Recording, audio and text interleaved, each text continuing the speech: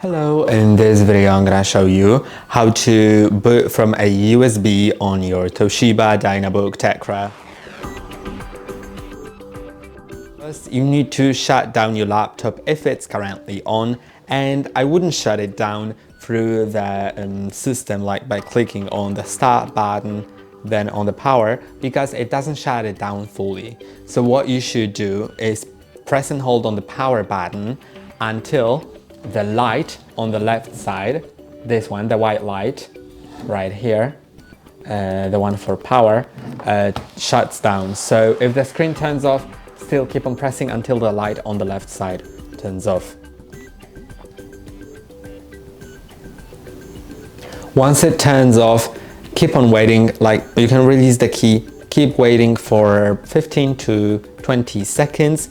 After that, click on the power button shortly, and after that, start pressing repeatedly on the F12 key on your keyboard, which is here, and just until you get to the boot menu. But before, remember to plug your USB drive, of course, before you turn on the laptop.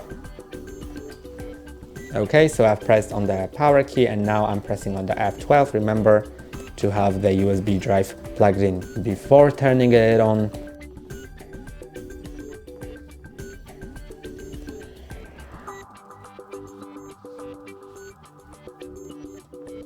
Okay, and now I'm in the boot menu. I can just use the arrows to go through different options, and to boot from USB, select USB memory, then click on enter, and now we're booting from that USB.